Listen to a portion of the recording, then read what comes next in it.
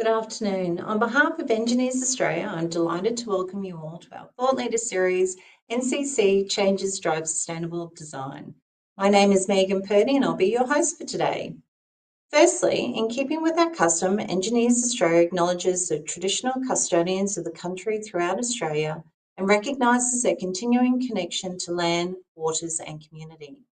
We pay our respects to them and their cultures and to elders past, present and emerging. Before we get started, I would like to acknowledge that today's webinar is being hosted with Engineers Australia's industry partner, Schneider Electric. Schneider's purpose is to empower all to make the most of energy and resources, bridging progress and sustainability for all. They call this Life is On. Schneider's mission is to be your digital partner for sustainability and efficiency. They drive digital transformation by integrating world-leading process and energy technologies, endpoint to cloud connecting products, controls software and services across the entire life cycle, enabling integrated company management for homes, buildings, data centres, infrastructure and industries. Now today we'll hear from 4 speakers followed by our live audience Q&A, so I encourage you all to please send your questions through to our speakers via the chat box. I would now like to introduce Holly Taylor and Lisa Zembrot, who will open today's discussion. Holly leads a team that focuses on strategic initiatives that builds the energy management market, facilitating the realisation of an equitable, prosperous and net zero economy. Before joining the Energy Efficiency Council, she worked internationally with organisations like the UN, CDP and SALEX, supporting industry and government with achieving credible decarbonisation activities. Holly will be joined by Lisa Zembrot. With over more than 15 years in Schneider Electric, Lisa and her teams have helped organisations and governments craft and implement holistic energy strategies, enabling emissions, reductions and optimising financial outcomes. Lisa is a certified energy risk professional, treasurer and non-executive director of the Energy Users Association of Australia and holds a sustainability and climate risk certificate from Global Association of Risk Professionals. Please join me in welcoming Holly Taylor and Lisa Zembrot. Thank you, Megan. So we thought we'd start with a bit of a where sustainability is in Australia at the moment to set the scene a bit. So what we've done over the last 3 years in Australia is survey 500 business leaders to do just that, to get a feel for where sustainability is in Australia, what the barriers might be, and therefore provide some insight as to what needs to be done next to help progress sustainability. So we're going to talk through some of the key findings. One of the first of those findings is that there is a clear understanding by companies that sustainable transformation creates a competitive edge. The trouble is, though, that there is an investment barrier. So a call to action then, based on those findings, is that we need more education and access to sustainable finance and insurance products. And here I'd like to bring Holly in and ask Holly, what's the best way to ensure Australia puts enough funding into this? Got one word for you, Lisa, and that's disclosure.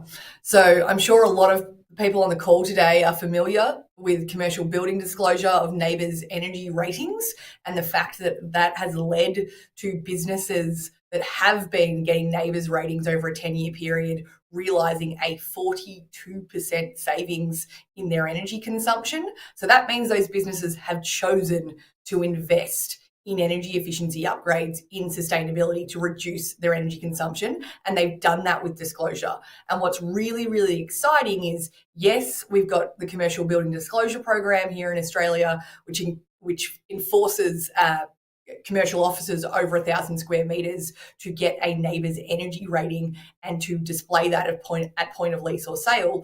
But really excitingly, from next year, we're actually introducing climate-related financial disclosure. Now, this is an accounting standard, so probably not that exciting for all the engineers on the call, but really critically, what this means is that about 5,000 Australian businesses are going to need to disclose their emissions from next financial year. And over the following 2 years, that will expand out to about 20,000 Australian businesses. And really critically, those businesses also need to disclose their Scope 3 emissions, which means they're going to be asking their suppliers to provide their Scope 1 and 2 emissions. So this is actually really exciting. Disclosure will lead to investment because people will see, oh, I'm not doing very well. My competitors are doing better than me. And this is not just an opportunity to save money by spending less on energy, it's also a great opportunity for marketing. Great. Thanks, Holly. And I love the fact that with more data, investors themselves will be better equipped to figure out where's the best place to put their money, right? So more investment to come as a result. Thanks for that. So another of the key findings from this past year was the issue around energy price and supply volatility. So really this came out this year as the number one issue that companies were facing, even ahead of cybersecurity risks. And only 32% of companies felt that they were equipped to handle the energy price and supply volatility that was expected to continue. So really the call to action here is around a greater rollout of energy efficiency, electrification, and certainly demand management programs as well to help companies deal with what they can control, which is the amount of energy that they consume. So Holly, what are the key needs to make greater rollout possible in the time frame in which it's needed? So I'd say there's three things that are really critical. And the first one's awareness. Really importantly, businesses don't care about energy prices. They care about energy bills. And this is really important to remember. They care about how much they're paying, not how much each individual unit of energy costs. So what that means is you can reframe the conversation around the actual consumption and the opportunity for reducing that consumption, which overall is reducing bills. So there's an awareness piece there, and there's having a conversation about how businesses can reduce their energy consumption.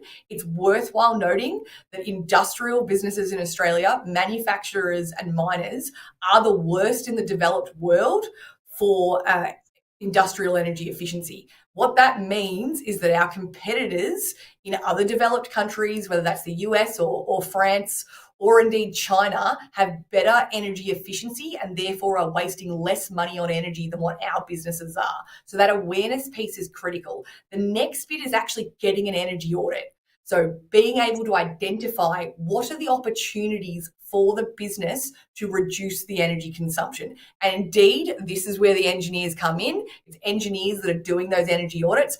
And last but not least, we're actually talking about bringing in probably an energy management system, which needs engineers and net zero business advisors, the vast majority of which are indeed engineers, like you, Lisa, yourself. So that's that capacity for someone to come in and help the business translate the energy audit into real action, to do the big upgrades that need to happen, but also to support the business with optimizing its energy consumption and realizing those little quick savings by utilizing things like demand management, by matching energy consumption with energy supply. So really critically, there's an awareness piece, there's a get an energy audit, and then there's actually implement an energy management system so that you can realize all of those savings that have been identified through the energy audit.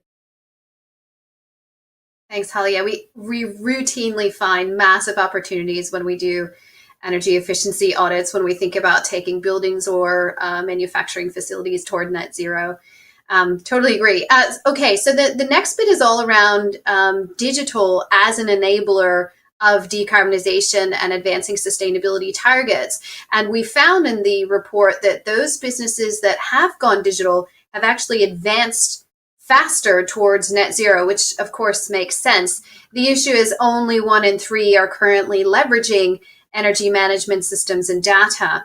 So of course, it goes without saying then that we need more uptake of digital tools for companies, both large and small, to continue advancing progress towards decarbonization and sustainability in general. So, Holly, just curious your views on and what you would recommend companies and governments do to approach this.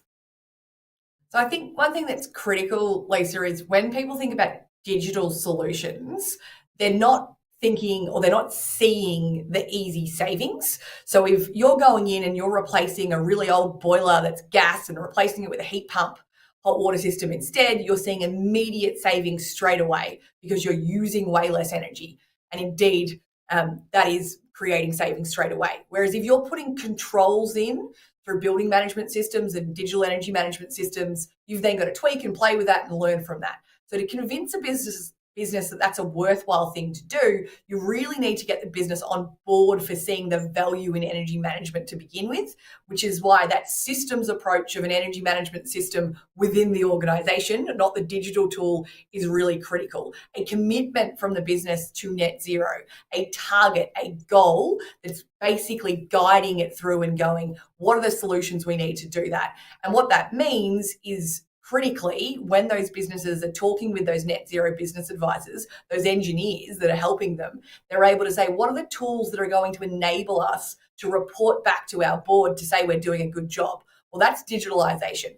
And the beauty of digitalization is that you can enable those controls, that demand management, that flexibility. Indeed, you can potentially save some money or make some money in demand response markets, but you can also use those digital systems to automate reporting, which is really critical when we're thinking about things like climate-related financial disclosure that's going to be coming in. So this is a really all-inclusive story about ensuring that you've got engagement with your board, engagement with management, and that they care about the end target, whether that's saving money by reducing energy costs or getting to net zero. They need data to do that, and digitalization not only enables that data to be seen and understood by senior leaders, but it also enables us to utilize and optimize the energy consumption in a way that is going to save the business money and potentially also make the business money.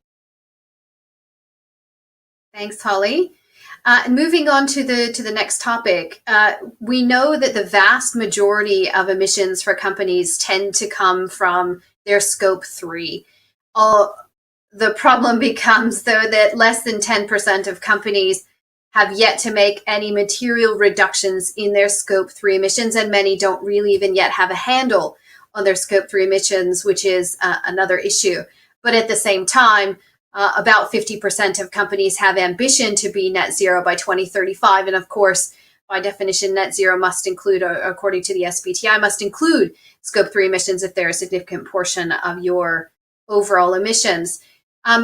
Something that we do to address this is to engage with our value chain. And this is really the call to action in this section, is to engage with value chains and value chain partners to reduce the emissions in the value chain. The way that we are doing this in Schneider Electric is, firstly, we have our own program, which we call the Zero Carbon Project, where we have committed to help our suppliers reduce their emissions by half by 2025. So our top 1,000 suppliers, we've had more than 100% uptake in the program. It's very popular. And that's one of the ways that we are addressing our scope 3. We run similar programs, for example, with the global pharmaceutical industry. That program is called Energize. We've also just launched a similar program for the global semiconductor industry called Catalyze. So it's all about engaging with the value chain, either from the company perspective or from a whole industry perspective, to address the scope 3 emissions. But Holly, what should folks be thinking about when they're making those procurement decisions, particularly from that engineering perspective? I think critically, I work for the Energy Efficiency Council. The vast majority of our members are engineers, and critically, they're thinking about opportunities to reduce operational energy consumption. But when thinking about procurement, you're wanting to think about embodied carbon. And what that means is, if you're procuring certain products, whether that be a HVAC system or insulation or whatever, you want to ensure that the embodied carbon that was used to manufacture that kit is low. So what that means is you want your suppliers to have committed to having energy efficiency in their own operations. You want your suppliers to have put rooftop solar on their facilities or to have procured green energy from the grid. So really critically, we're having a conversation with our suppliers about What are you guys doing to reduce your energy consumption? And by the same token, people that are buying from you or businesses that are buying from you are going to be asking the same thing. So it's really critical that when we think about scope 3, that we think about the embodied carbon of everything and how everyone along the supply chain or indeed the value chain can look at opportunities to reduce that energy consumption. And energy efficiency is the obvious cheapest opportunity to do that. And indeed, that's giving more engineers more opportunities to bring in that energy efficiency along the value chain. Fantastic. Thanks, Holly. So moving to the last bit, we do hear a lot, especially in the mainstream media, about the supply side of the equation. Look, it's incredibly important. Of the 70% of emissions that can be eliminated today with today's technologies, roughly 45% of that will come from the replacing of fossil fuels and in the energy system. So certainly it's a massive part of how we will get to net zero. Sadly, though, we see that oftentimes the demand side of the equation doesn't get enough attention.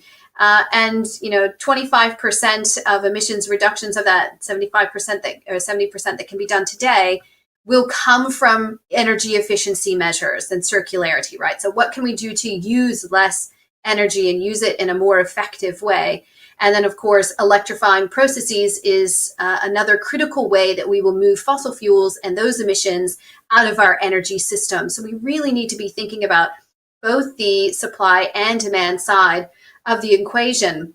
Now, from our findings of the report, something that was quite interesting is that 67% of companies were looking to invest more in on-site renewables in the next 2 years. So when we think about how we're going to be designing buildings and what it means for standards, certainly this plays a role. We need to be thinking, how are we going to set the standards to enable those investments to occur in a way that is good and meaningful for the entire system.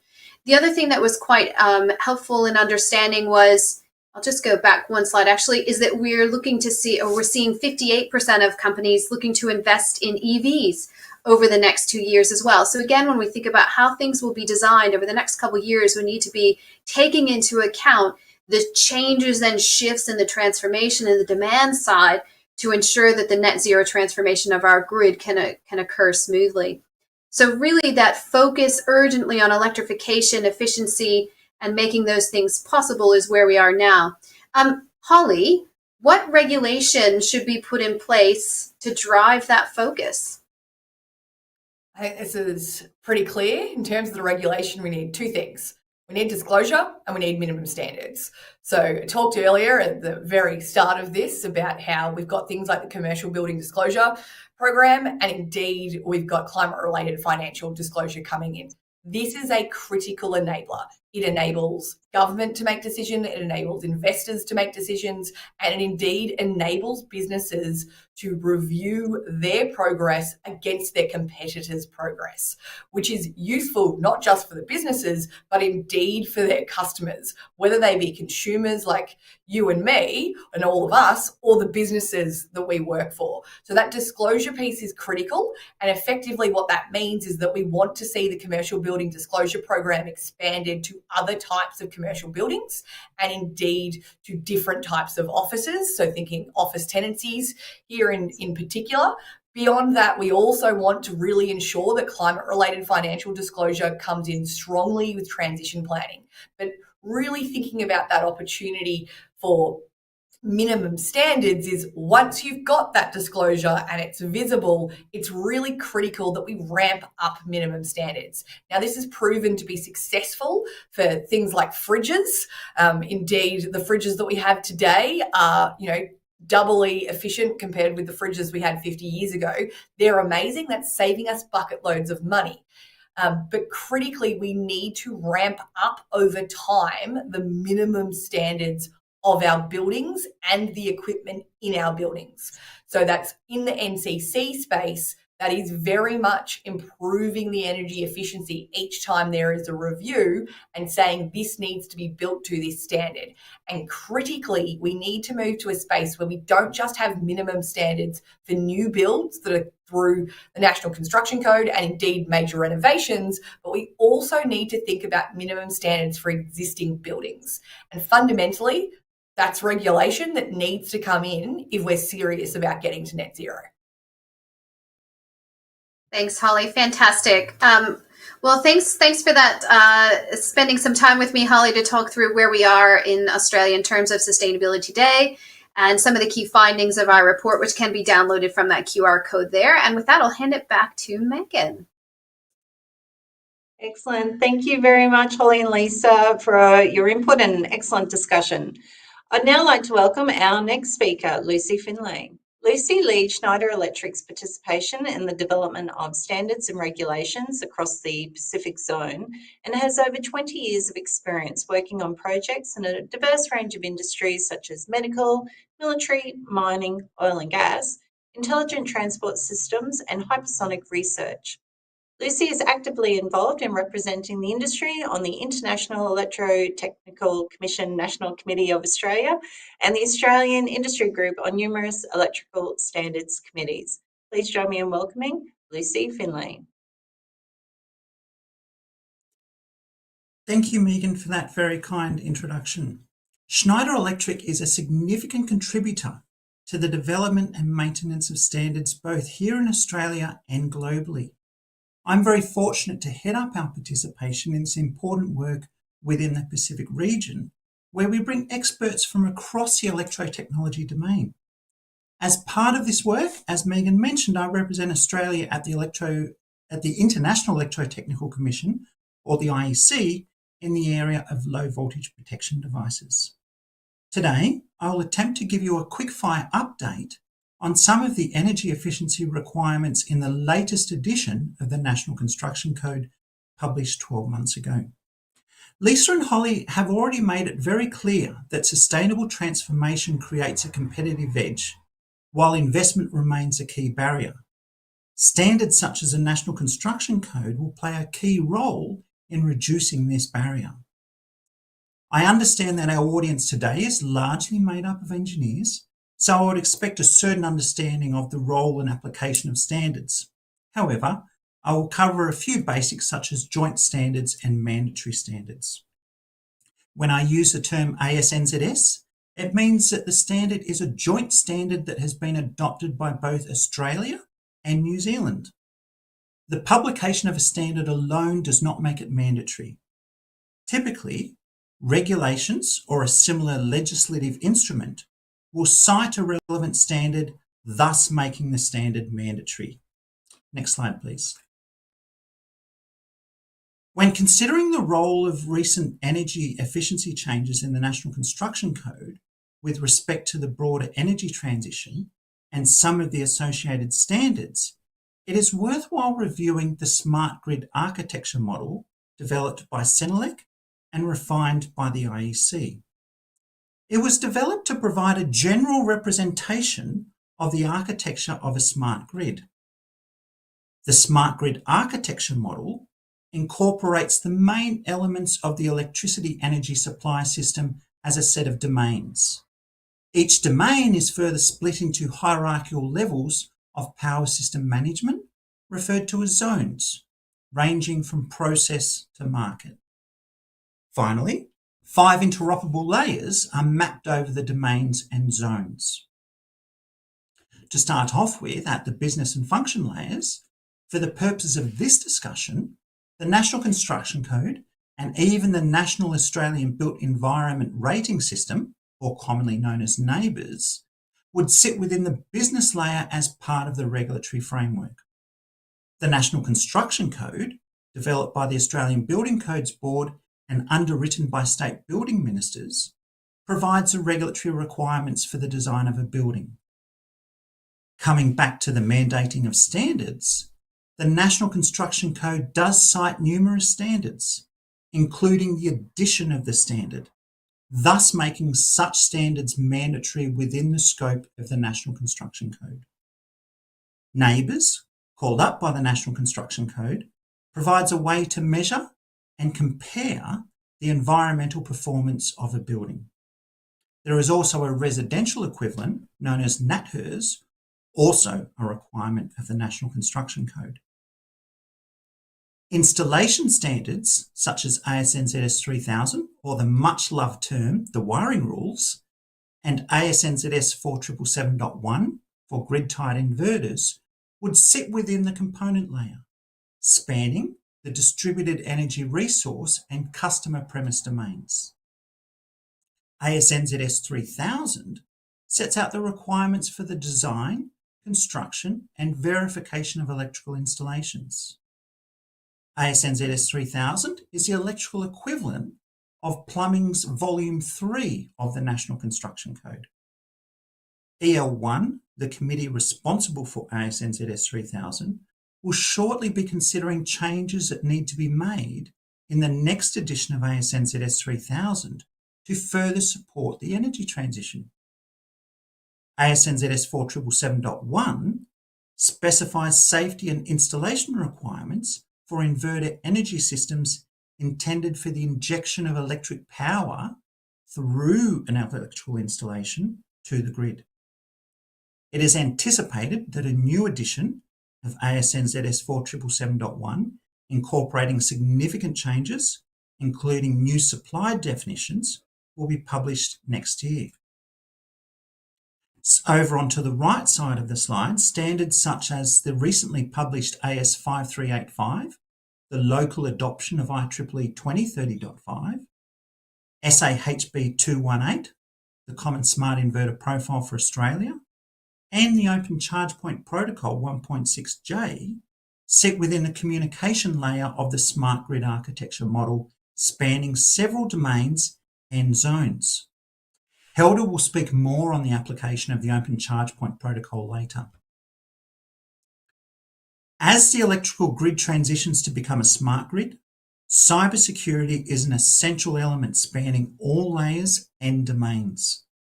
In Australia, the Security and Critical Infrastructure Act 2018 and the 2022 Australian Energy Sector Cybersecurity Framework provide the essential cybersecurity requirements.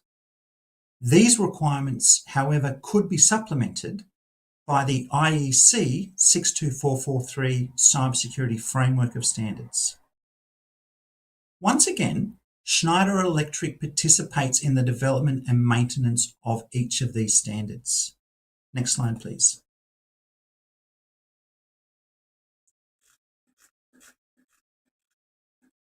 Energy efficiency requirements of buildings are detailed in Volume 1, Section J of the National Construction Code. The 2022 edition has introduced new requirements such as EV charging, whilst also increasing the performance requirements of other parts. The objective of Section J is threefold. Firstly, to reduce energy consumption and energy peak demand, whilst also reducing greenhouse gas emissions. Finally, there is an objective to improve occupant health and amenity. One important way that this has been done is to improve the layout of the building and associated building fabric. This has been done by introducing heating load limits, cooling load limits, and a thermal energy load limit as performance requirements, thus reducing the amount of energy required and at the same time improving occupant health and amenity. The National Construction Code consists of 3 volumes with numerous state-based variations and a structure that can seem daunting for anyone who does not live and breathe the code. I will touch on a few areas of interpretation that may assist you. There are several different clause types. Compliance with the National Construction Code is achieved by complying with the governing requirements and the performance requirements. Performance requirements are satisfied by either a performance solution, a deemed to satisfy solution, or a combination of both. So while verification methods and deemed to satisfy provisions are optional, compliance with these sections is a way of demonstrating compliance with the performance requirements. I urge you to refer to Volume 1, Part A2 for further details. J9D4, a deemed to satisfy provision, is new for the 2022 edition and details requirements for EV charging equipment. I will not go into a lot of detail here, as Helder will cover that during his presentation. Knowing that it can be cost prohibitive to install such infrastructure after a building has been built, if such infrastructure is not being considered as part of the design, J9D4 ensures that the core infrastructure, such as distribution boards, are provided, while at the same time, it does not require that EV chargers are installed, thus allowing continued evolution of EV charging equipment. Section J1V1, Neighbours Energy, presents a verification method that can be used to demonstrate the energy use performance requirement J1P1. While Neighbours is not new to the National Construction Code, the scope of Neighbours requirements has been increased. Office buildings retain a 5.5 star requirement, while apartments and hotels must now meet Neighbours 4 star, and retail buildings must meet 4.5 star requirements. The wonderful thing about Neighbours is that it relies on actually measuring energy use. And as we know, what gets measured gets managed. This leads us to the deemed to satisfy provisions of J9D3 for energy monitoring. Buildings with an area greater than 500 square metres must have meters that record time of use consumption, while buildings greater than 2,500 square metres must have interconnected meters that record individual time of use consumption for all major energy loads. Now, this includes EV chargers and renewable energy. So in this way, J9D3 is addressing that very real problem about energy management systems and the hesitance to install them that Holly and Lisa spoke about. A new requirement to the 2022 edition is J9D5, which makes provision for future photovoltaic and battery systems. This includes reserving at least 20% of the roof area for future installation of solar panels. There are some very light touch requirements regarding the main switchboard, but this is where a solid understanding of ASN ZS3000 and ASN ZS61439, the low voltage switchgear and control gear standard, is required. When designing a new building, significant consideration needs to be given to the future energy needs of the building. Once built, it is very hard to replace or upgrade a main switchboard, upgrade the building's main feed, or even find a place to appropriately locate a battery energy storage system. Battery energy management systems and dynamic load management systems will play a significant role in extracting the most out of the installed electrical infrastructure. As I know that Helder will be addressing this topic in more detail, this is probably a good time for me to wrap up. Thank you very much for attending today. I hope you're able to take a few new learnings that you can apply in your daily practice. Thank you, Lucy, for your insights on standards and regulations. Well, I'd now like to welcome our final speaker for today, Helder Paulini. Helder is an electrical engineer supporting consultants and partners countrywide with architecture designs for electronic vehicles charging infrastructure, from distribution boards to load management system and network topologies. Helder is responsible for skilling up electrical contractors on the selection, installation and commissioning of EV-linked chargers, and EV charging expert for complex building projects. Please join me in welcoming Helder Paulini. Thank you. So I'm Helder Paulini. I'm a solution architect and business development manager for Schneider Electric in Australia. I'll be running through the slideshow on e-mobility for buildings. So the EV adoption is growing really fast in the world, and it's taking off as well in Australia, as we probably see on a daily basis, on the roads and on advertising about electrical vehicles. The truth is that it's growing on a pace that by 2030, 30% of the global passenger vehicle sales will be actually fully electric. There are things that we need to clarify during this transition, because, as I say during my presentations, we've been wearing the petrol car hat for too long, too many years. The habits need to change as we go into this journey and migrate from internal combustion vehicle into an electric vehicle. So these habits, for example, there is an interesting saying that the EV drivers, they charge when they stop. They don't stop to charge. And the meaning of that is when you drive an internal combustion vehicle, you wait until the tank is nearly empty, and you quickly find a petrol station around the corner, and you fill up your tank. In a couple of minutes, in a few minutes, you have your car refilled. EVs, they don't work that way. You don't stop, we don't actually wait for the battery to come close to 1 or 2%, and then you try to find a charge station somewhere to fill up, your battery. So the idea is wherever you go and when you stop on your destination, you're gonna actually charge. You're gonna actually top up. You're gonna have a little charge added to the battery. So to give an example, your car is fully charged when you leave home. You go to the office and it's probably down to whatever, 90, 80%. You get to the office, you plug, and you're charging while you're working. And then you leave office and you go to a shopping center and you plug again.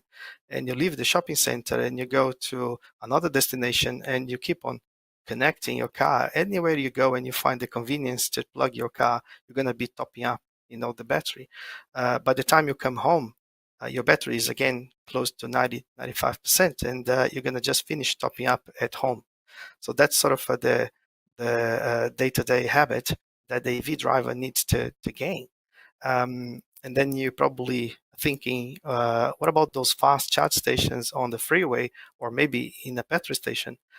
Those fast charge stations, they are actually a possibility for you to fast charge your battery when you are in transit, when you are in a situation where there was a need for charging the battery before reaching your destination. So let's say I'm driving from Melbourne to Echuca, and halfway through that destination, I noticed that my battery is not capable to get me to Echuca. So I'm going to stop in a fast charge station along the freeway, have a cup of coffee, 10, 15 minutes, and then I'm going to top up my battery. But that's a convenience. That's a convenience that actually costs you. So in terms of charging an EV, there is a huge difference between charging at home, charging at the supermarket, charging at the office, than actually charging on a fast charge station. So the difference can be in the order of 20 to 50%. So you can spend $10 to $20 charging at home. You can spend, easily $40, $50 if you actually charge on a fast charge station. And mind you, fast charging the battery in the EV is not really healthy for the battery. Increases the possibility of heat building up in the battery, and heat diminishes the life expectancy of the battery. So even the OEM, the manufacturer of the car, will actually advise not to fast charge your car too often. So that's why we look at the ecosystem of charging, and basically 95% of the charging happens at homes, residential buildings, or commercial buildings, and those are AC chargers. So some call those slow chargers, but they can actually come close to 22 kilowatts of charging capability. Okay, so much more faster than a single power point in your garage. And then you have that 5% of fast chargers, which we call DC chargers. And those DC chargers, they're going to be on the freeway. They're going to be next to a fast food chain restaurant. they're going to be, in a petrol station that, you probably know or have seen. Petrol stations are changing their business model because of what's happening with this change in the landscape. In future, we're going to have so many EVs that the demand is going to be for electricity and petrol. So there's going to be a mixed business there for the petrol companies to work on. Now, this is a market trend for Australia. Okay, so now we are home. The orange curve going up indicated the sales per year of electric vehicles. So that's battery electric vehicles, not plug-in hybrids, not hybrids, just purely EVs. The orange curve going downwards is actually the sales of internal combustion vehicles. This is us today, and this is us 12 years from now. So 12 years is not that far. Some people that are presented this, they come to me and say, I don't believe it. This is going to happen sooner than that. So the adoption of EV, it's going exponential. So by that time, we're going to be selling more electric vehicles than we sell internal combustion vehicles in Australia. So I typically say there are three things on the way to a person to adopt an electric vehicle. The first tends to be budget. So the EV is more expensive than an internal combustion vehicle, so it's outside my budget. The second point is the range. So the EV may have a shorter range, and I need a car that can, go for a longer distance. And the third point is infrastructure, where I'm going to charge the electric vehicle if I drive someplace else. So how it happens with technology, as we know, technology tends to get smaller and affordable. So EVs, they a few years back they would cost you $100,000. Now you can actually buy an EV for less than $40,000. Just a few months ago, BYD, which is a brand coming from China, they announced that the BYD Dolphin and MG as well announced a affordable EV, both of them costing less than $40,000. So perhaps now the EV is under your budget. The second point being range. Just 3 or 4 years ago, an EV would go about 2 to 250 kilometers with one charge, and now even the cheaper EV that I mentioned can do 400 kilometers with one charge. And some other EVs, some high-end EVs, they are going beyond 600 kilometers with one charge. So the range is now very, very similar to the range of the internal combustion vehicle. And the infrastructure. The infrastructure is the point that is probably the more complex one because it relies on government, it relies on the investment that we can have on buildings, that we can have in all the infrastructure requiring charging. So with that in mind, I'm going to talk about the National Construction Code. So the NCC gets revised every 3 years. So the Australian National Construction Code gets a new revision every 3 years. 2022 was a year for a revision. So on that revision, the NCC took on board a lot of inputs, especially from the Electrical Vehicle Council of Australia, that how come we are building all these high rises, office buildings, shopping centers, hospitals, airports with zero infrastructure for charging an electric vehicle. As we know, down the track, if you want to retrofit those buildings, if you want to add the infrastructure at a later stage, it costs a lot more, with the distribution boards and cabling and, installing the whole network for controlling the charges. So the NCC took that on board for sure and said, okay, from now on, and this is effective October 2023, is just around the corner, the NCC now has a new section called J9D4. On this new section, J9D4, it defines the rules for a building to have the minimum infrastructure for electric vehicle charging. So before we actually jump on the items of that infrastructure, what is the minimum infrastructure. Let's understand first what are the building classes that NCC is concerned about. So first of all, it's not concerned about houses. A freestanding house, it's easy. You can call the electrician, you buy a charger, you install the RCBO on the board, and you have a charger in your garage, and that costs you a couple of $1,000s, off you go. But if you live in an apartment building and you buy an EV, and you go to your body corporate with Strata and say, I need a charger in my car park spot, good luck with that. They need to retrofit the board, run the cables across the car park. It's going to cost you tens of thousands of dollars. So houses, not a problem. But apartment buildings is on the focus of the NCC 2022. Hotels as well. Office buildings. Shopping centers, restaurants.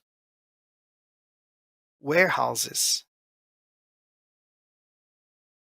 Hospitals, schools, universities, aged care centers. These class buildings, they are the focus of the NCC to have minimum infrastructure for EV charging. We're talking about new buildings, not existing buildings. Okay, so existing buildings, they can come up with whatever solution they deem, acceptable, and not, to touch on the NCC requirements. Is up to them. Mind you, the real estate landscape is actually changing already. So there are existing buildings looking at what's happening to the real estate market and how people are preferring to pay more for a apartment building, or to have a tenancy on a commercial building that has infrastructure for EV. And for those existing buildings, they are now trying to catch up and retrofit the installation as well. So now that we know what class buildings are involved on the NCC section J9D4, let's see what's on the NCC itself. So this is a copy of the NCC page. So that's section J9D4, facilities for electrical vehicle charging equipment. So I'm going to tick some lines over here and explain which line, what it means. So the first line is about the class buildings that I showed before. So class 2, 3, 5, 6, 7B, 8, and 9. So again, apartment buildings, shopping centers, hospitals, office buildings, and so on. So these class buildings are the focus of the NCC J9D4 section.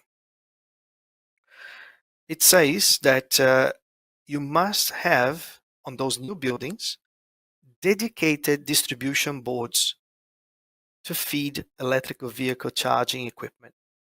So those boards, they cannot be shared with any other loads in the building, unless the building has less than 10 car spaces.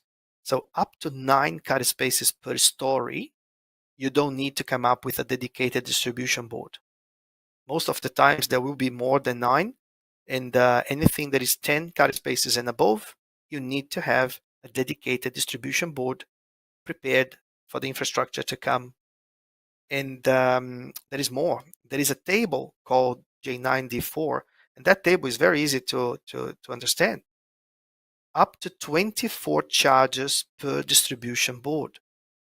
So if you have, let's say, 48 car spots on that particular story in the building, you need 2 distribution boards, 24 feeds per board.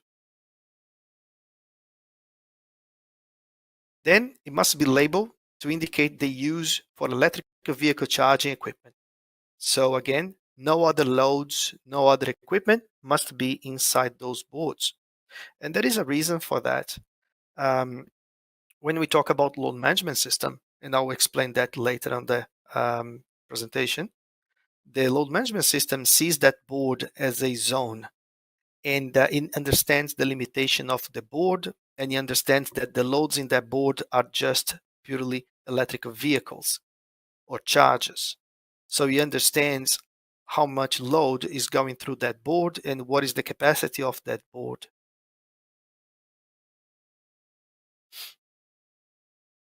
system must have, or the infrastructure must have a load management system. So very, very, very important. To make this work, it's not about finding more power. It's not about designing a building with a second transformer just to feed the charging infrastructure. We're not talking about putting more power in the building. We're actually talking about using the same power when it's available. So I'll explain in more detail when I touch on LMS, as I say, for load management system. But just so you know, you must have some sort of a load management system in place.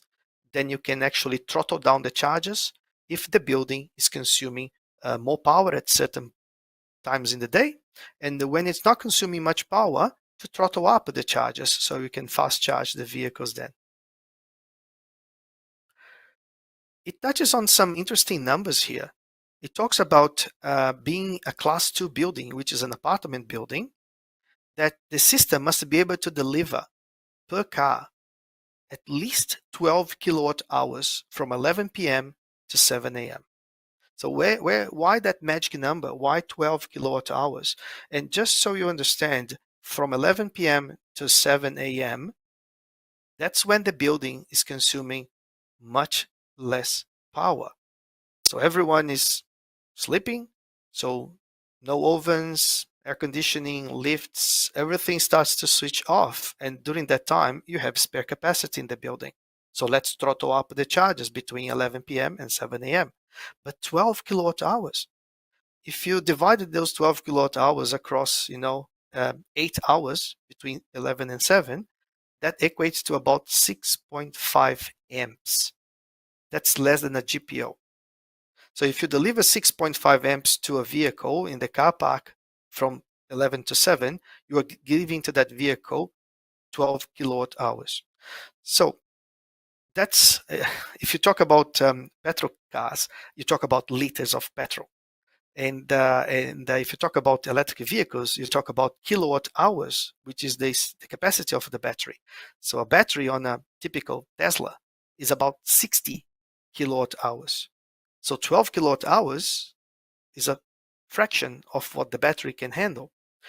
12 kilowatt hours also equates to roughly 50 to 60 kilometers range, average commuting distance to get to work. So they're taking consideration that if I come home and I plug my EV, even if it's very close to zero, by morning, I should find at least 12 kilowatt hours, which allows me to get to work. So it's not about fast charging or full charge of the battery. The NCC is concerned about giving that minimum infrastructure. So what happens next? I get to work. Class 5 to 9 buildings, office buildings. I come to the office, I plug my EV. And according to the NCC, I should be able to get on my battery 12 kilowatt hours again between 9 a.m. and 5 p.m. And that gives me what? Enough charge to get back home. So it's giving that minimum infrastructure for you to get to work and back home. And the third one there, it's for a class 3 building, which is a hotel. So you drive long range to get the hotel, and next day you need to drive that long range back. So the NCC is asking the system to be able to deliver at least 48 kilowatt hours from 11 p.m. to 7 a.m. Again, when the hotel is consuming less power and it can make that energy available to the EV infrastructure, it will throttle up the charges and deliver 48 kilowatt hours at least, roughly 250 kilometers range. So I can drive back home the next day. So that's why those interesting numbers that comes on the NCC. Again, it's not about giving 32 amps to vehicles for hours and hours. It's about using the available supply in the building when it's not being used by other loads to charge EVs. The system must be able to support the installation of at least a 7 kilowatt single phase 32 amp charger. Okay, so that's a standard charger that goes on the wall, and it's supplied by a 40 amp breaker. And when there is a spare capacity in the building, that charger has the capability to deliver 32 amps, 7 kilowatts per hour.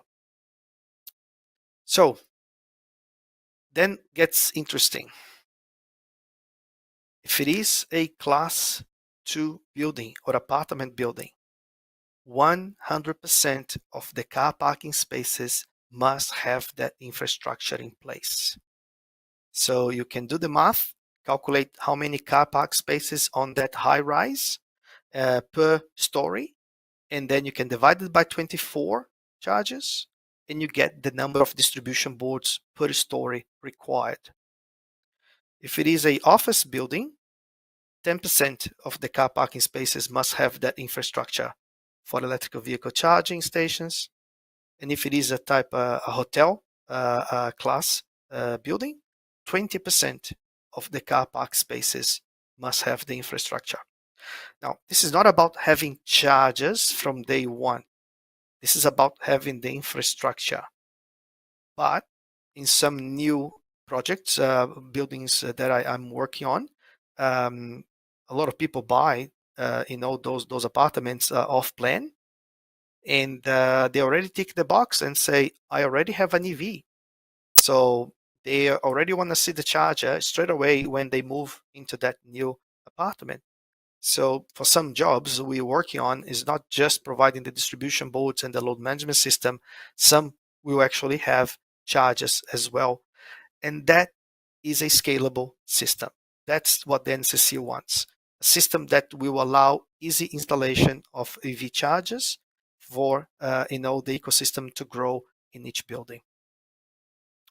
The last couple of points there on the NCC is about having some space on the distribution board. That DIN rail space is for future installation of billing meters, electricity meters when required. With that in mind, understanding the National Construction Code, Schneider came up with our own EV distribution board. So that's a special board. It's not a standard board as you probably be familiar with.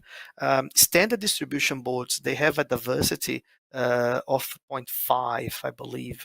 And 0.5 indicates that roughly 50% of the board will be loaded at any given time.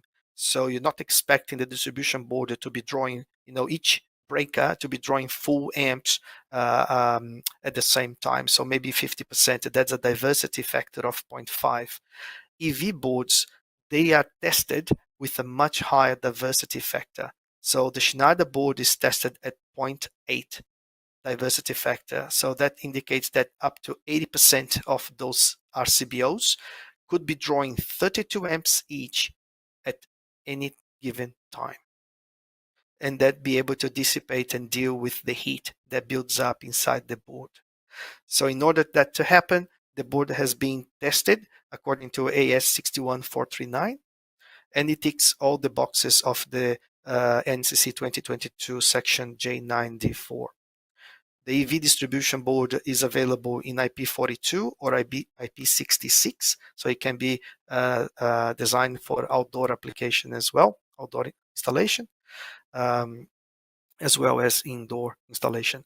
The board comes in a color green, so easy to spot and indicates, as per the NCC, that's electrical vehicle charging infrastructure on that particular board. QR code on the distribution board will provide a quick access to documentation, the build drawings, tests, and any data sheets. So all that can be extracted by scanning a QR code on the EV board. Capable to handle up to 24 EV chargers, 32 amps each in 7 kilowatts. So that's 24 RCBOs. We also have a load management system box. So I'll explain the LMS again in more details in the next few slides. But in a nutshell, we put together all the components that make up for a load management system. So the LMS that Schneider can offer can cope with up to 100 EV chargers in a single installation. If more than 100 chargers are required, we're going to parallel them up. So you're going to have multiple load management systems to handle multiples of 100 chargers. So basically, the EV load management system is the same width, the same depth. It's just not as high as the EV board. It can also be available in IP42, IP66, and it can be mounted next to the EV board, over or below, or maybe in a different site location in the building. Inside the LMS box, we have on the very basic solution, that is a load management system that can handle up to 5 charges. That is an 8-port Ethernet switch. There is a 24 volts power supply and an RCBO to protect the supply to the 24 volts. So just to describe it, that's our load management system.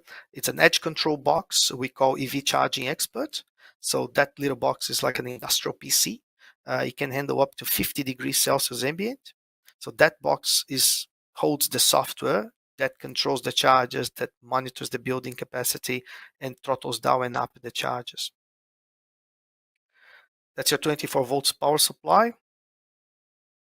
That's your RCBO for the power supply. And that's your 8-port Ethernet switch. To the right of the Ethernet switch, you have DIN rail space to add more switches as you require as the system grows.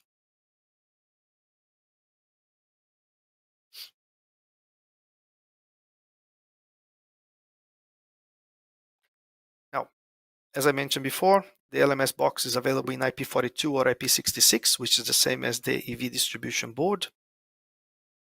It can be installed anywhere in the building, so it's a choice if you're going to go close to the EV boards or if it's going to be somewhere more centralized in the building. So you don't need one load management system box per EVDB. Remember, this LMS can handle up to 100 charges. So you could actually have this in a centralized position in the building, connected to all those chargers in the infrastructure, and those chargers are linked to different distribution boards. So it's fully scalable, as I mentioned. You can grow, the system can grow from just a few charges to up to 100 charges. And it can be ordered together with the EV distribution board or by itself. Now, let's discuss the e-mobility solutions that Schneider can offer to this infrastructure. So for Schneider, we cover pretty much any type of application. So from homes, we have a solution that it's designed just for single family homes, for detached, freestanding home. We call that the EV Link Home. With the EV Link Home, we also have a load management system, which throttles down the charger as you have, your house getting close to the maximum capacity of the board. So sometimes I discuss this with, people that don't realize there is actually a limit to what your house can draw from the grid. And if you look at your distribution board on your house, it's going to have a switch that is rated to perhaps 63 amps, single phase. So that's the limit of your house can draw. And sometimes if it's a unit, that can be as low as 40 amps. And everyone now is moving away from burning gas, so no more gas ducted systems. We talk about split systems. We talk about a cooking top being electric. And now you're going to add a charger in your garage, and that charger can draw 32 amps. Imagine if you have a unit with a 40 amp capacity and that charger alone is going to draw 32 amps. So what happens is you come home at 6 p.m. and you don't realize your members of the family that, the oven is on, the split system is on, the pool pump is on, and then you plug your car and you have a blackout. So what the load management system does for the house, it basically monitors the consumption of the house, and it knows from the configuration that your house can handle, let's say, 40 amps. And as you come home and you plug your car, that little box on the left will tell the charger in the garage, right now, we can only spare 10 amps. So it's going to throttle down the charger to work with 10 amps. Or if you don't even have 10 amps, if you have less than 6 amps, it's going to suspend charge. And by the time you finish cooking dinner and the pool pump is off and the split system is turning off and the load management system sees the house drawing less and less amps, it will proportionally throttle up the charger, keeping the maximum consumption of the house within the limits of the main switch in the house. So that's how load management works for a single family home. So all the infrastructure, RCBOs or circuit breakers, RCDs, this is all part of the e-mobility solutions. And then we move to the the right-hand side of the slide, where we have our solutions for buildings. So this is what we call commercial applications. So an apartment building is a commercial application, office building, shopping center, airport, all those are commercial applications. For that, we have the EV-Link Pro AC. So the EV-Link Pro AC is an AC charger. It goes from 7 kilowatts single phase all the way up to 22 kilowatts three phase. We can mount the charger in different ways. It could be straight on a wall, it could be on a pedestal, it could be even inside the metal enclosure in a public car park when you could be concerned about impact, you could be concerned about vandalism. And then you have the charger mounted in that metal enclosure you see on the picture there in the middle. We have our load management system, which is the edge control box there, the black box in the middle. And then over that, we have our apps and analytics software. Now, the large charger that comes on that picture, the one on the far right, that's the EV-Link Pro DC. So Schneider is coming to the DC market early next year. So by Q2 next year, we're going to launch the EV-Link Pro DC from 120 to 150 kilowatts to 180 kilowatts. So it's three sizes, so 120, 150, 180 for the DC charging infrastructure. So those fast chargers, they're going to be deployed to petrol stations, fast food, restaurants, bus depots or truck depots where they need to fast charge large vehicles or they need to fast charge vehicles on the freeway. At the bottom, you can see right there in the middle the Canalis bus bar trunking system. So part of the infrastructure for electric vehicle chargers, we can offer a bus bar trunking system. So how that works, from the distribution board in the car park, you run the bus bar across the wall or across the ceiling. And from the bus bar, you have tap-off boxes that you can hold or host the RCBO. And from that tap-off box, you can have your charger downstream. So it's very, very flexible system.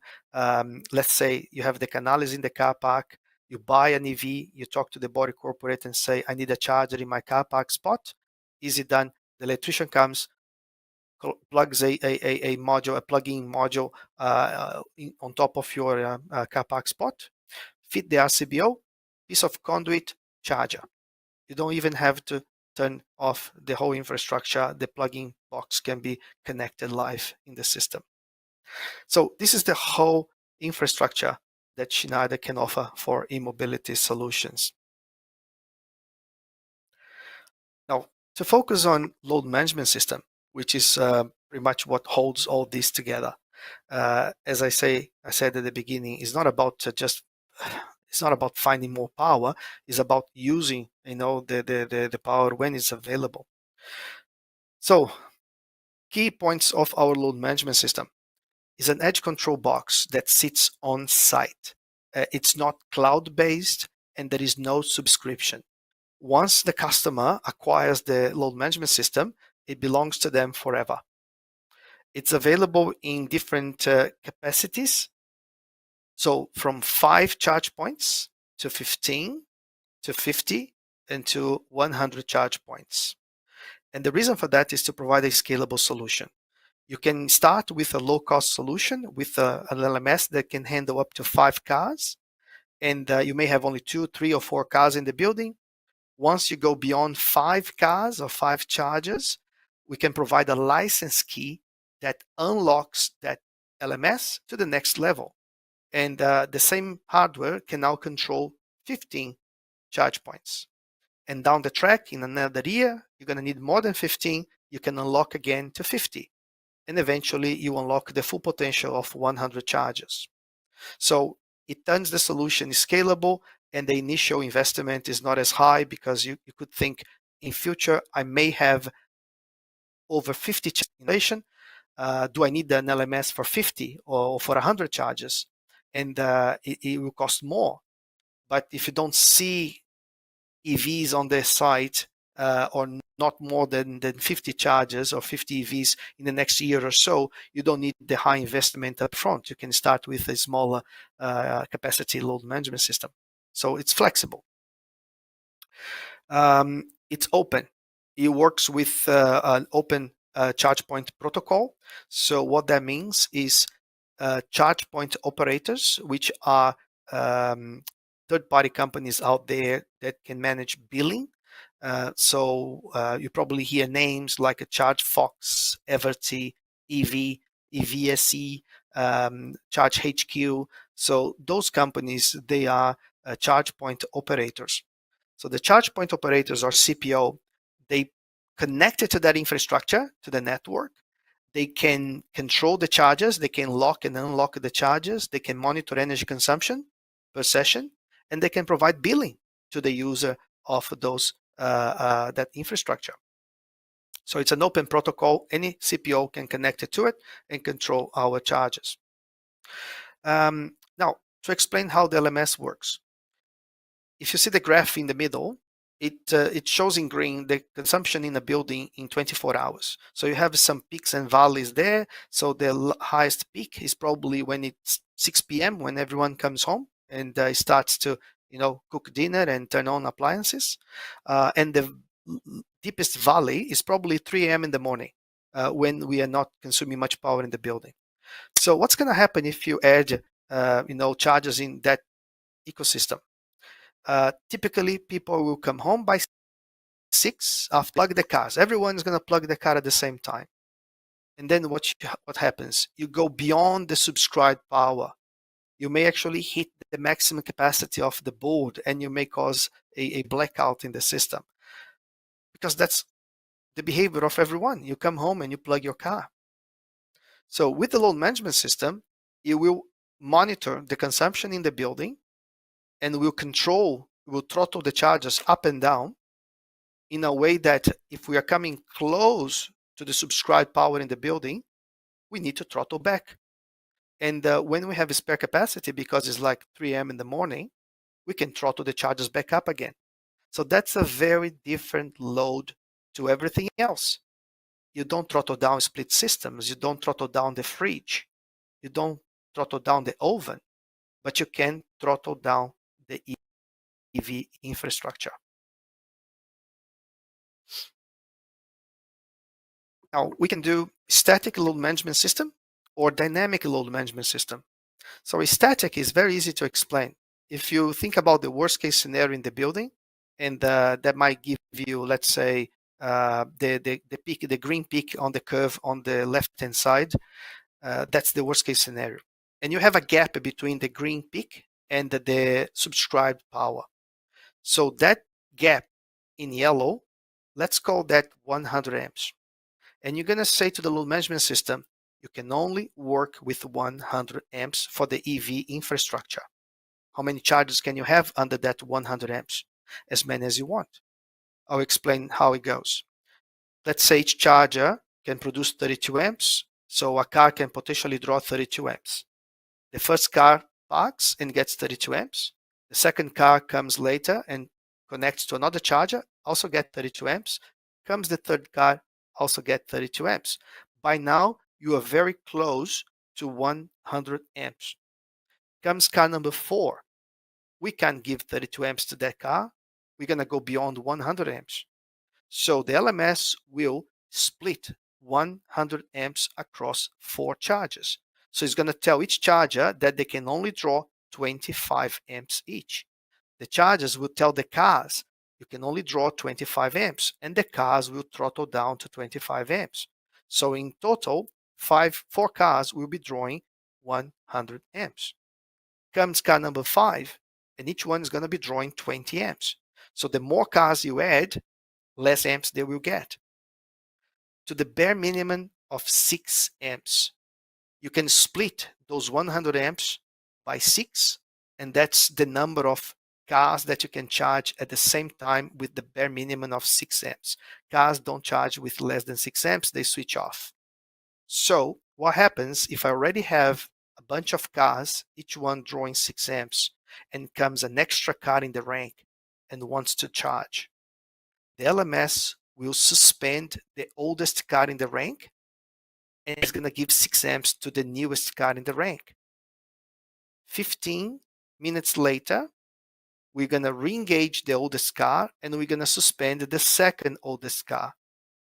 And we're going to be doing this, suspending and re-engaging every 15 minutes, so we can allow for 6 amps to be delivered to the newest car until cars drive away, the battery is fully charged and from the charger, and then the system can throttle up, the remaining cars again. But this is static.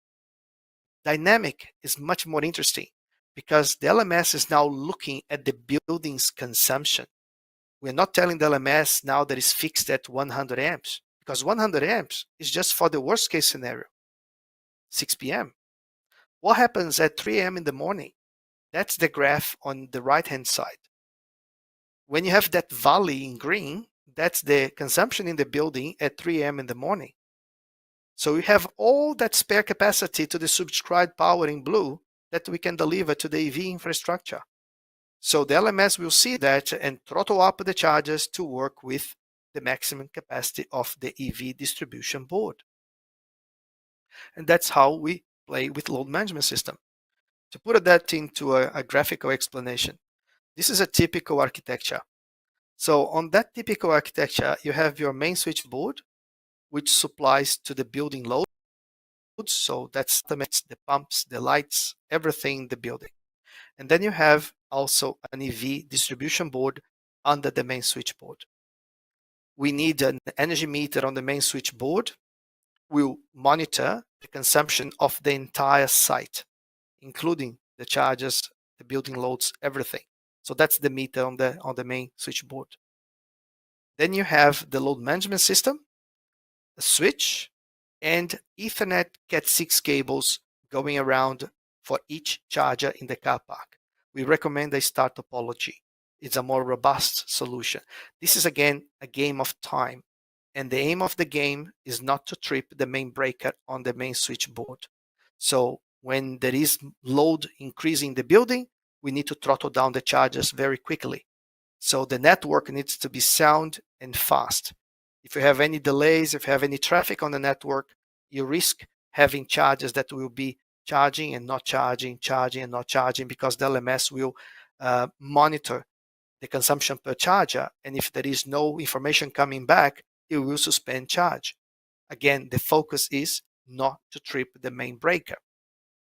So let's say this main switchboard can handle 400 amps. That's the maximum capacity of the board. Right now, it's probably 3 a.m. in the morning, and the building is consuming only 150 amps. So the EV distribution board can handle 250 amps. And by looking at these numbers, they add up, so we can actually deliver 250 amps for the chargers. So the energy meter provides that information to the load management system. The load management system then throttles the chargers to work with up to 250 amps. Comes 7 a.m. in the morning, people are waking up, they're cooking breakfast, they're using energy in the building, and all of a sudden that building consumption goes up to 300 amps. You can do the math. If you don't want to trip the main breaker on the main switchboard, we need to work with up to 100 amps for the charging infrastructure. So the LMS again will throttle the chargers to work with a maximum of 100 400 amps. This is a example architecture in real life. Okay, so this is I like this example. It shows exactly what we've been talking today. So what it shows is you have about 15 chargers in the car park. So those 15 chargers, they're being fed from an EV distribution board with 15 feeders, 40 amps each. In case you're thinking why 40 amps single phase feeders, each charger can, I would say actually each car can draw up to 32 amps. But the charger itself also consumes about half an amp. There is a 24 volts power supply inside the charger. So the total consumption is going to be the car plus the charger, and that's going to be about 32, close to 33 amps. So having a 32 amp RCBO is not recommended. It can cause nuisance tripping. So we recommend the 40 amp RCBO feeding a 32 amp charger. Then if you look at on the left hand side, the main switchboard can handle about 1000 amps. I know it's a bit hard to see the numbers, but let's say 1000 amps. Well, 1000 amps, that sounds, a lot to control the charges. But the issue is, first, the supply for those 15 chargers is only rated for 160 amps. So that's the capacity of the feeder providing to the EV distribution board. But it's not just that. We have a lot of loads in this building. And if all those loads are actually consuming, we may not have even 160 amps to play with the EV infrastructure. So what they've done in this case, they added a energy meter to the main switchboard. That energy meter is actually over 100 meters from the EV distribution board. As we know, Cat6 cables, they can only go up to about 90 meters. So anything over 90 meters, we need to think about other means to create that network. In this case, in this example, they are converting the copper, the Cat6 cables from the energy meter into fiber optics, and they run that purple cable, which is fiber, all the way to the EV distribution board, and then they convert again from fiber into copper and connect it to the switch where we have our load management system. So basically, the LMS is monitoring the energy consumption for the whole site, and as that site comes close to the 1000 amps, it will throttle down the charges to avoid tripping the main switchboard. So that's in a kind of a nutshell. It's how load management system works and how we can make the NCC work and provide infrastructure for EV chargers in commercial buildings. So I hope that's being clear. I'll thank you for your attention, and be glad to get your questions and any comments you may have in the Q&A. Just to make a quick comment, in October we have the All Energy Australia happening in Melbourne. That's the 25th and 26th of October next month, and we'll be there. We are one of the sponsors for the All Energy Australia exhibition and conference. We have our booth over there, so if you are available, if you want to come to Melbourne on that week in October, come and see us. I'll be there. We're going to have our EV distribution board to show. We're going to have our chargers. We're going to have the new EV-Link Pro DC as well. It's going to be there. Although we're going to launch next year, we have a unit coming to Australia for the All Energy event. So it's going to be very exciting. The QR codes on the screen allows you to register for free or to get more information about the agenda. So with that said, thank you very much for your attention, and looking forward for your questions. Thank you. Thanks, Helder, for your presentation. Well, now it's you, our audience's turn to get involved. A big thank you to everyone who have submitted questions for our speakers. What I might do is ask our first question to Lucy. So, Lucy, where does Australia stand in its progress of standardisation in comparison to our global counterparts? And from which countries, jurisdictions that Australia takes most inspiration from in this field? Yeah, sure. Thanks. That's actually a really wonderful in-depth question. With more than 3 in 10 homes having solar panels installed, Australia is well advanced in the standardisation of solar panels and grid-tied inverters, both product standards and also installation standards. However, we've been a very slow starter with respect to electric vehicle uptake. As such, Australia is largely adopting standards from the rest of the world in this space. There's an opportunity for Australia to both lead and learn from the rest of the world. With regards to the inspiration, in the electro-technology space, Australia largely takes inspiration from European countries through the IEC.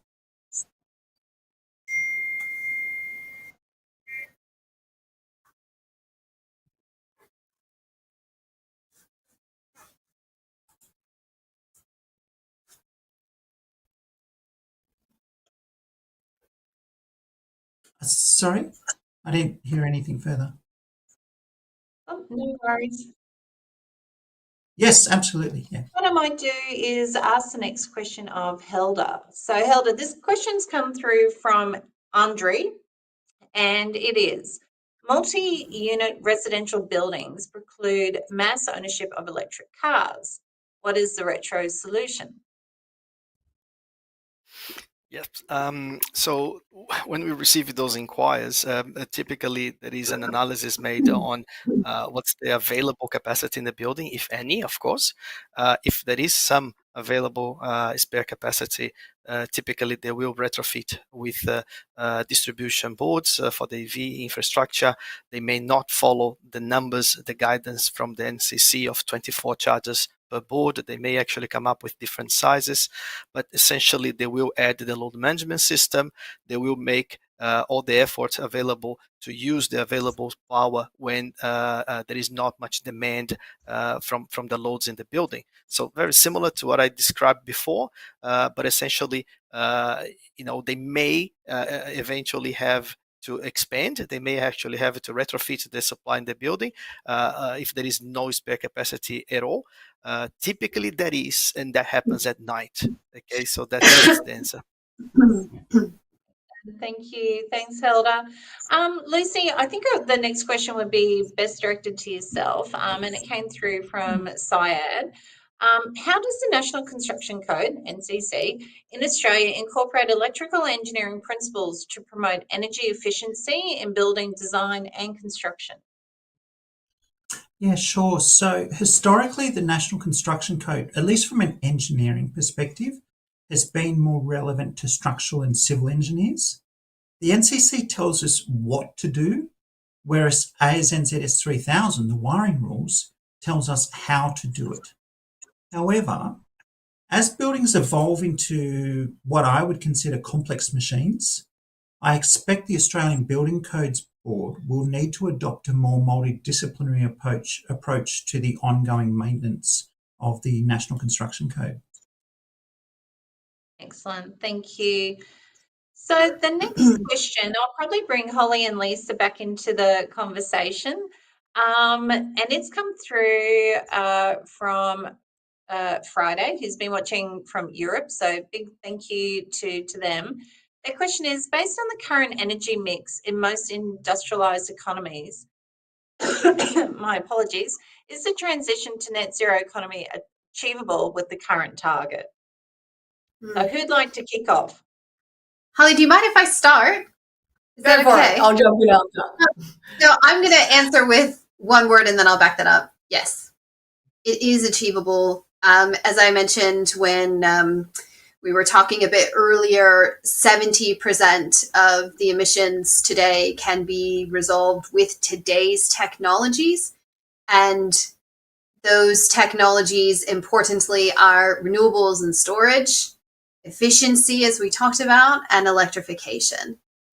The trouble is we need to move quickly, and this is where the role of government comes in. So maybe I will stop there, because the answer is absolutely yes, but we need to be really fast and urgent about it and put some policies in place to enable it quickly. But maybe here I'll flick it over to Holly to add. I think that's really worthwhile noting that from a technology perspective, yes, we can. There are still a few parts of the overall economy that we haven't quite worked out how to decarbonise, but we've got some really smart scientists and researchers working on that. And the scale of improvements that we have seen in recent years in other areas demonstrates that technologically we will be able to get there.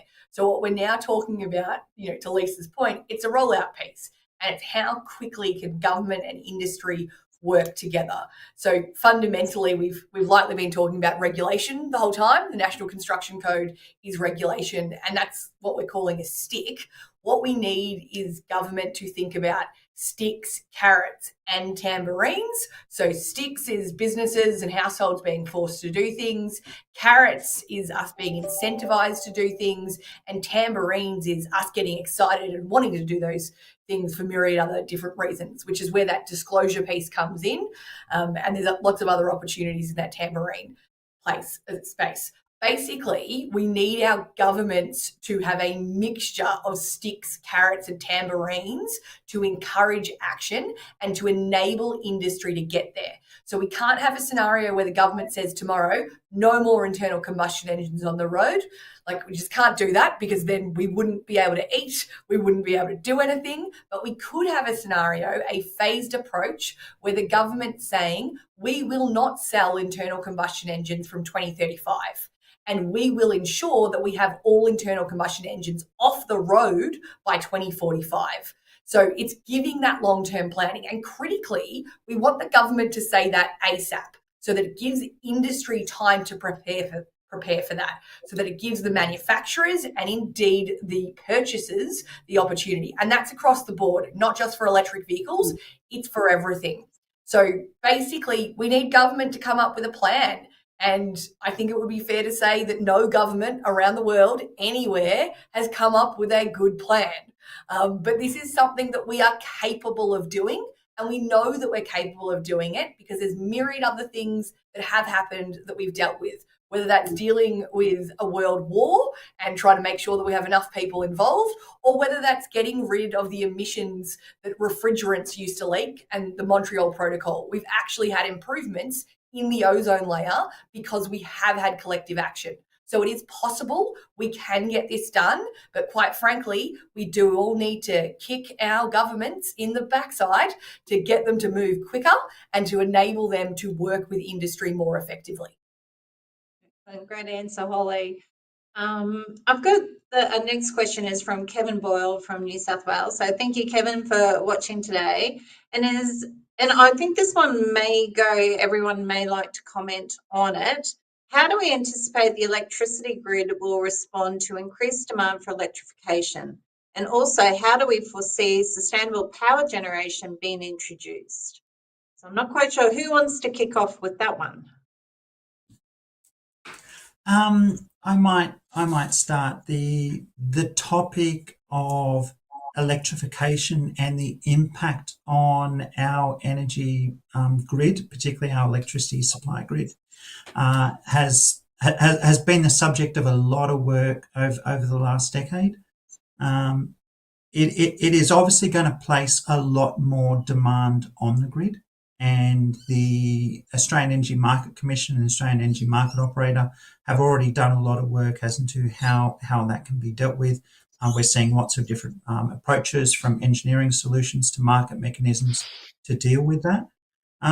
But at the same time, to reduce the demand on the grid, if we've got the opportunity to generate, store and use energy locally, well, then that's all the better. Thanks, Lucy. Who would like to, anyone else want to comment on that one? Maybe I'll just add to what Lucy said around the increase. We're going to need more transmission, of course, and as Lucy talked about, certainly the operator, the Australian Energy Market Operator, has a plan for that in place. It's called the Integrated System Plan. And it's a massive undertaking to build the amount of transmission that needs to be built. We also need to be thinking about the distribution network and how that will play a role. So it's quite complicated. But we are seeing these agencies work together. And then there are, of course, industry organs that are playing a role, like the EEC, like the UAA, that are playing a role in making sure that what the market operator and the commissioner put together makes sense for the user at the end of the day, because truly the market, the energy market and the grid are built for the energy consumer at heart and in mind, not the energy generator. So we need to keep that in mind as well as we move forward and we create more demand in the system. That's because that's what the consumer requires. Thanks, Lisa. Helder, I've got a question for you. It's come through from Rick Walters. So big thank you to Rick for watching live. Helder, aren't you ignoring public charges on streets near homes? These will be particularly important for inner suburbs where garages are less common. We see these very common in Europe. Absolutely, absolutely. Yeah, there is a percentage, of course, of residents without off-street car park, and although they will look for charging stations in destination when they go to work, when they go to the shopping center, when they go everywhere else, they will try to find, the charge stations. If you actually Google EV charging on power poles, there's been some trials going on in different states. I think in New South Wales is probably leading this approach, where they're bringing charge stations, AC charge stations on the power pole in streets where people struggle with, off-street car park. Basically, they are powering from, the lines on the power pole. There is a CPO, a charge point operator, that controls and manages that charger on the street. And the user, can live nearby and they can park in front of that power pole and charge the car overnight for that purpose. So just Google EV charging on power poles and see what's happening across Australia, especially in New South Wales. Awesome. Thanks, Helder. Look, we are running out of time today, so we've got probably time for just one last question, and a heap of questions came through for Helder, so I might ask him another question. And this one came through from Ryan. So, hi Helder, when fast charging service stations become more widely available, will these NCC requirements be dialed back? Currently can't refuel IC vehicles in most buildings. Yeah, I really look forward to go home to charge the car and actually stop it to a petrol station. I don't know how many people like the idea of stopping petrol stations. So I think it's actually a advantage that you can actually go home and charge a vehicle, and not having to spend time going to a petrol station. The thing with fast chargers, as I mentioned before, unless you do have a very particular style of living or routine that you have to drive a very long case every day because of work, and then you may actually use those fast charge stations, they won't be part of your daily routine to the majority of people out there.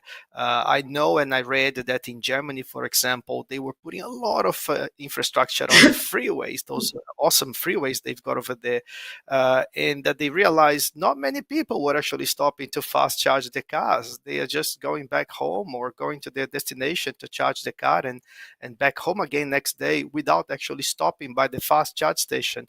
So they realized and that they pull the funding from putting fast charge stations on the freeways because they already have enough, and investing into destination charging stations, so AC charge stations for that matter.